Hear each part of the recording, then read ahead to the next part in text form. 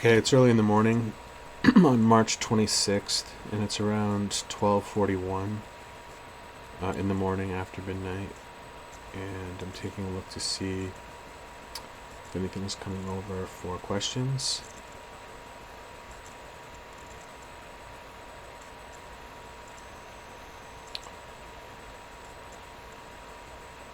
Okay.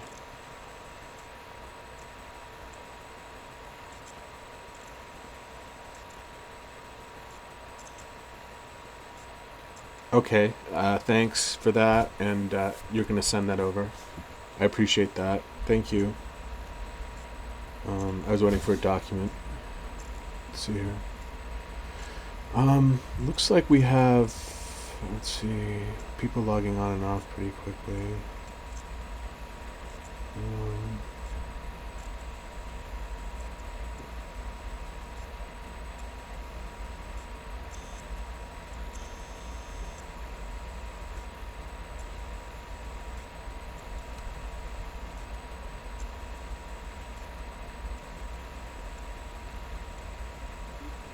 okay, Astrala. Is that what you're writing? Astrala. Oh, okay. Okay, I don't know. I could check. Actually, I can check that for you right now. I don't think we're in any sort of a. I'm fairly certain I would know it. And actually, I don't have my ephemeris here in front of me. Normally, I follow the retrogrades, the Mercury retrograde in particular, and I don't believe that we're in any sort of retrograde period right now. But it's a great time for new beginnings, as anyone who out there who follows astrology is aware. We're in Aries. The sun is in Aries, which is really the true new year begins around the end of March. Well, the spring equinox. So around the 22nd or the 23rd. That's the real beginning of the season in the astrological calendar. So perfect time for new beginnings. It's a perfect energy. Sun in Aries. The child has come full circle. It's the inception of life. So... And I thought I had a question on the board here, but there was some sort of a glitch and things got taken down.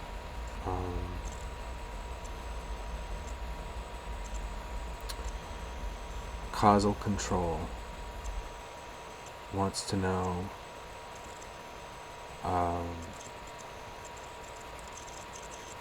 I couldn't answer that about Nero. I don't know. I had read that the other day. You must have been reading the same site that I was reading, but I don't. I'm not sure about that question. Unfortunately, you'll have to ask Shakespeare. If you are you referring to Julius Caesar?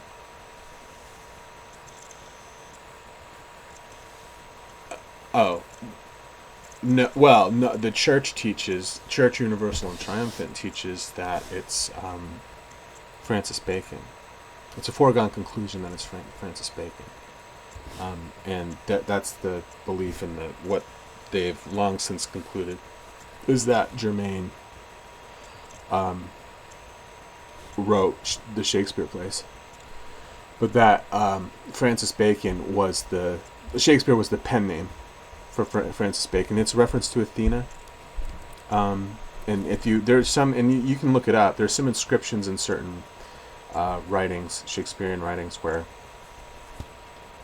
you can see a shield, and you can see where there's a little bit of a signature, and it either says FB or something to that effect. But Shakespeare is the invention of how to say Francis Bacon, right? The writer, not Roger Bacon, Francis Bacon, and that's the end of the story as far as they're concerned. But I mean, there's plenty of information out there. Shakespeare is considered to have been one of the embodiments of Germain. So Shakespeare is an ascended master within the church. But the specific reference to Nero, I couldn't answer that. It's been a long time since I've read, Julius Caesar. It's been since high school, I believe, since I've read it. So.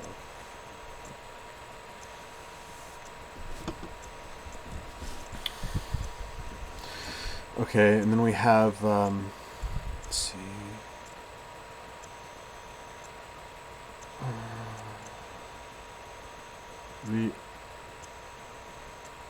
Reading Railroad.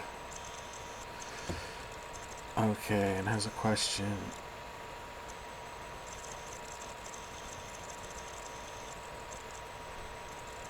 I couldn't. You're asking about a specific reference to addiction. I don't. Um, I don't think addiction. Well, I mean, you can look up. Mother has said a couple of things, or some of the masters have spoken about a couple of the spirits. You have to wonder at a certain point who's motivated to do what within the church, and it's not that I'm questioning anybody for having written anything in particular, but when they're coming up with this idea that it's really a sort of demonic possession in a way. Not in a major sense, but if you're addicted to cigarettes, it's really not the chemicals in the cigarettes necessarily. It's kind of like a bad spirit, whatever the spirit is. It's nicotro something. It sounds like it's something out of a book on demonology, but you can look that up. It's in the Pearls. I can guarantee it's in the Pearls because I've seen it in the footnotes if you're looking for it in particular. I don't know, you might be able to find it in the Ascended Master Library online at tsl.org. If you go there and you do a search, if you can figure out the name of the entity that they claim is involved, you might be able to come up with that information. Everybody has their own sort of area of expertise and so forth. If that's how they want to discuss it, that's fine. And I was talking about this the other day in reference to some questions that people had about the prophecy that the interpretation of Jezebel in the Bible as being the exodus of Church Universal and Triumphant from Colorado to Montana, and from La Chorale to Royal Teton Ranch. And the Bible says all sorts of things. It's when you look at the pearls, it's not that you have to take them with a grain of salt. It's that some of that sort of teaching, it's more traditional than anything really to keep your sights set on. And I think, my point is, in referring back to the woman who says that she detects that Jezebel in the Bible was a prophetic announcement of Mother Elizabeth Clare Prophet. I think that sometimes you have to read between the lines, and that they're not, when they talk about the youth being the problems that a youth are encountering, there's an understanding that the problems that youth are encountering are enormous, given the fact that we share the planet with fallen angels, and people who are the instruments of evil, and people who are out to corrupt our kids and that sort of thing. So smoking cigarettes and rock music aren't the only story, but I think that it's convenient to sort of, if everybody's on the same page and understanding that the schools are a mess, and understanding that there are bad people out who want to run the Department of Education, there are bad people who want to run our liberties into the ground, and that sort of thing. It's kind of shorthand for something else. So when we're decreeing and doing the mantras, so that our children don't stay addicted, and so that they're not threatened by X, Y, and Z in the environment, it's really an excoriation of the long, cumbersome story of our being, affected by what bad people are trying to do on the planet, and how it has an impact on our children. So it's really, it's more like, it's shorthand for weaving a safety net for our kids. It is what it is. I mean, it's to be taken at face value, but it's also, something that stands in for something else. And periodically, that's okay, as long as everybody's on the same page. And that's why, pulling out these doomsday cult information. I'm not personally offended by a lot of it, most of it, because what it does is it takes a decreeing session that should have a certain degree of reverence and awe about it, and if not, just enough reverence at least to acknowledge that it's the implementation of the violet flame, which does affect change in our church, and does make an impact on decision making at the national level when it comes to what the government is doing and that sort of thing. But what people did was, the media, people who wanted to cut a record, found some of these recordings and slapped on the cover of it, and you can see it on my website, slapped on the cover of it a map of the United States and a quote, someone from Church Universal and Triumphant who's obviously having a hard time and would have been having a hard time irrespective of whatever he was or was not going through at the church. Had nothing to do with the church. It's that the guy was having a hard time, called home, and possibly even his parents were lying, but called home and said, it's the end of the world, it's the end of the world. She's saying it's the end of the world. Well, any Catholic can say that offhand about a priest or about a Baptist minister. It's that Mother had received a dictation with respect to the Soviet Union and the missile buildup in the 80s, and decided that, just delivered the dictation, and after a certain point, allegedly, we were at a greater risk of getting into a quote-unquote nuclear war. And again, when you talk about things that are stand-in for other things, well, what do they mean by nuclear war? Do they mean nuclear war on this sphere, this plane? Maybe not. Nuclear war in the sense of something very disastrous happening on the atomic level, or the subspace level in a different octave, perhaps, and perhaps having a real impact on the lives of people, where families felt safe to live, on our freedoms. So again, you have to stop. Nuclear war is really shorthand for something catastrophic, and I have every reason to believe that something catastrophic was going to occur based upon information that the church was receiving, and things have happened that Mother has tried to protect people from. And had the United States government had better counsel, and had they been a God government, we wouldn't be in the position that a lot of us find ourselves in. In any event, when you take a decree session and you've never decreed before or heard mantras before, and you're told that these are a group of wingnuts that live out in the middle of the mountains following one woman, and thousands of them have dropped their lives and just moved out there. Two things. A, so what if it does happen, and more power to people? And that is actually attractive to me personally. People feel that they're so motivated by one individual person who is emanating God, speaking the truth, going about leading a church the right way, respecting freedom, respecting people's property and rights, and freedom to come and go, and loving them, and sacrificing her own. Elizabeth Clare Prophet could have been a very powerful businesswoman, corporate businesswoman, and she was a businesswoman in that she ran a church, but she could have made a lot more money than she did. That's pretty much a foregone conclusion. She wasn't just in it for the bucks. So, A, what's the harm? You look at what's going on around the world. Our government, which is so centralized, with everybody living in their own nice picket-fenced house and paying taxes, is subsidizing war, where we're bombing, Kurdish children, and we're counseling Israel about nuclear exchanges, nuclear conversations with respect to nuclear warheads and things that we should be having with Iran, and we're printing this in our papers and scaring our kids and teaching our kids that what we put in the papers is true, and raising our children in the shadow of the bomb, when there's no point, and when all of that is just, it's a lie. We're not capable of wiping out humanity in the way that we say that we are, but we're willing to continue to scare people. The way in which we wipe out humanity does not resemble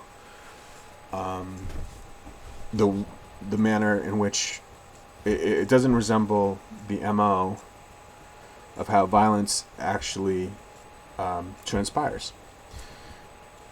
So, in any event, so in listening to these decrees, if you don't know what you're listening to, and you say this woman is out in the middle of Montana with 1,000 people, they say that the world is going to end building bomb shelters, and you listen to it, and all she has to say is how much she excoriates rock music, then it does sound a little bit off the wall, because presumably if we're all going to be annihilated, then she would have something more. Her focus would be on the government. Her focus would be on changing policy, removing spiritual leaders or speaking out against them, or the decrees would be oriented towards changing government and that sort of thing. But no, what they focus on is, Tina Turner rock music and how evil it is. Now again, a couple of things entirely taken out of context. But if you do read it in the context of it being, the apocalypse, then these people are really out of touch because they're so scared and removed from society. They think the world is ending, and they think that Tina Turner is causing. Well, Tina Turner is not directly causing the end of the world. The mother's argument is twofold. Again, when we talk about Jezebel, we talk about the Bible meaning more than one thing. We talk about depth, surface, interpretation being necessary in the Bible.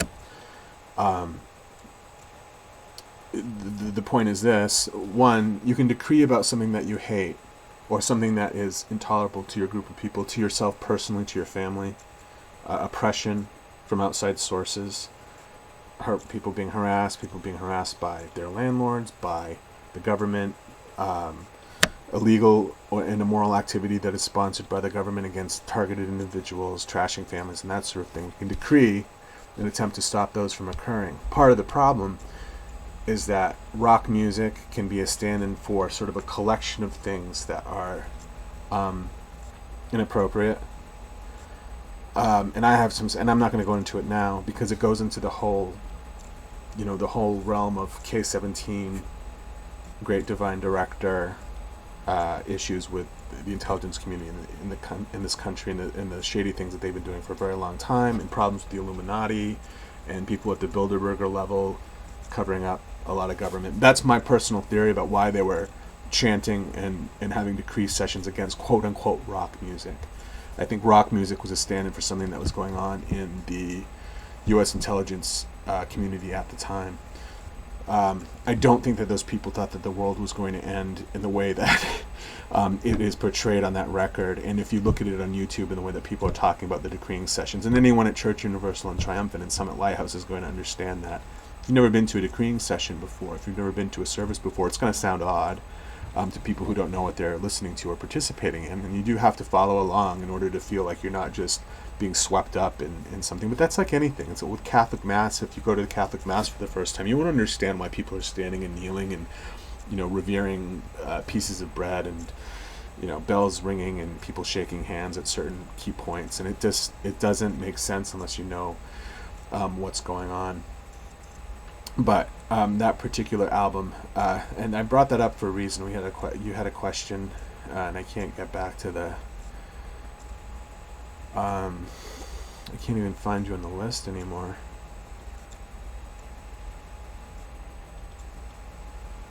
It must have had something to do with two meanings. Addiction, and that's one of the things. So when I think about that, I think about this mammoth decreeing session of they're doing Decree 2012 and calls for protections, and then this very long decree section against the cause and core of evil of rock music and its executors and the whole routine. Very spirited conversation by Mother at the beginning as well.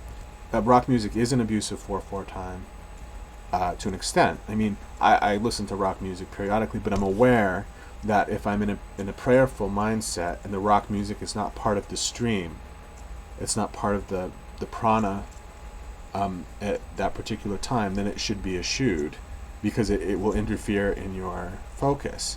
That's why rock music should be excoriated periodically. Not that you need to hate it all the time and rail against it all of the time. And excoriated really isn't the right word, but it should be understood for what it is, and that is if you are trying to attain a certain degree of meditation, it's an abuse. The abuse of 4/4 time can interfere, and if you take that out of context, you just see a bunch of holy rollers who are decreeing against rock music. I don't think that the church is still hard and fast about that, but I think that they recognize the limitations of the media, contemporary American media, to attend to our spiritual needs, certainly. But I think that everything has to be taken in stride, and then it has to be context appropriate. And my second point was, so it can interfere in meditation, which is one reason not to hate it, or to say that we're never going to listen to it, in my view. But it's a good point. The second point is that, again, rock music is, I think, a fill-in. I think it's shorthand for something else. And that the point was to get the decrees to an extent, and that rather than go into the whole litany and breakdown about what was really going on in the government at the time, that the church sought to put an end to, that it was that it was something that was and again, I'll get into it in another session. But your point was, where do I read about these nicotine angels that are causing my 17-year-old to crave cigarettes, and the angels of caffeine, and the demons of nicotine and caffeine and that sort of thing? They're written in the pearls. I don't have any direct knowledge of them. I mean, my addictions are all, I don't have addictions, and when I do have cravings, I control them through meditation and yoga, like as you're supposed to. And we're not taught that proper chakral balance, eating right, is going to eliminate any sort of destructive cravings. And the problem with drugs and alcohol is not that we ought never to, people shouldn't do what they can't control, but you're not going to be judged and damned, but you're going to suffer karmic consequences if you throw your energy into disarray, and if you're not responsible, and if you're not a healthy person with respect to balance. But I'll be the first person to tell people that, talk about a cult. I'm telling people that alcohol is more powerful than they are, as opposed to saying you should be responsible. You should be eating right, your chakra should be in alignment, and you should be living a prayerful, decreeing life. Not we surrender ourselves to the idea that we're powerless and we have to surrender ourselves to a higher power. Notice that they don't say that they try to universalize God, or they try to say that you can even be an atheist and go to AA and all of these things. God really is being sucked out of the equation pretty quickly.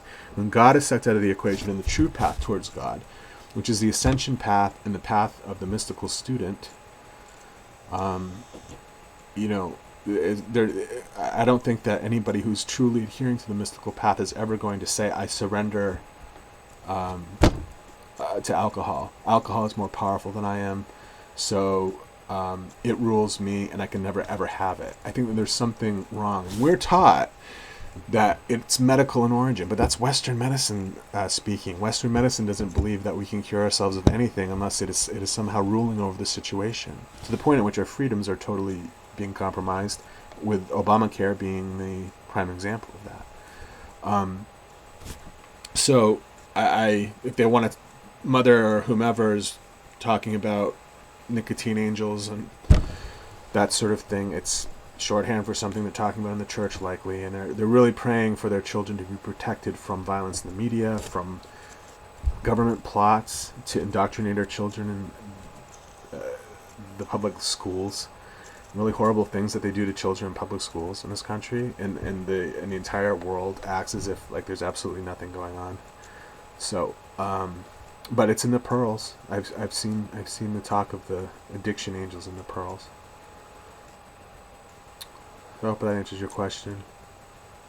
And as far as that album is concerned, I recommend it to people who have some sort of background with Church Universal and Triumphant, and who understand that it's a good group of people on a mystical path who believe in freedom, and who are religiously open-minded and oriented towards being tolerant, and don't feel that they can't leave an organization, and adhere to the church out of free will, and that's just it. And if anything, I think more known for being freedom fighting and fiercely independent than most of the major religions. So don't give the church a hard time when you listen to that sort of condemnation. And as they said, when after it came out on the History Channel again about every once in a while they'll pick, every 15 years someone decides to pick on Elizabeth Clare Prophet as some sort of a doomsday cult leader because of the success of Montana and because of the Exodus, what is a kind of exodus of the adherents to a guru, but it's not. It's romantic I think there's kind of a romanticized version of that out there, because you feel if you're a young intellectual or a religious person who's fairly well educated and you read about this, it's so different that it's exciting because it's rebellious to think that this is kind of a cult following of, and in a way there is a separatist notion behind it, and that's maybe okay to the extent that it's presently enacted, because maybe we do need that sort of energy, and that maybe we do need impetus in that direction, and maybe that is what the country needs now, are people standing up to say we don't see it that way, and there's no way we're ever going to see it that way, because we understand how things work and we understand what it is that you're doing here, and we know that it's wrong, and we're not afraid to stand up and say that, you know, these decisions that you're making are wrong. I wish the church would take more of a stand against NDAA, and I was talking about that on the boards, and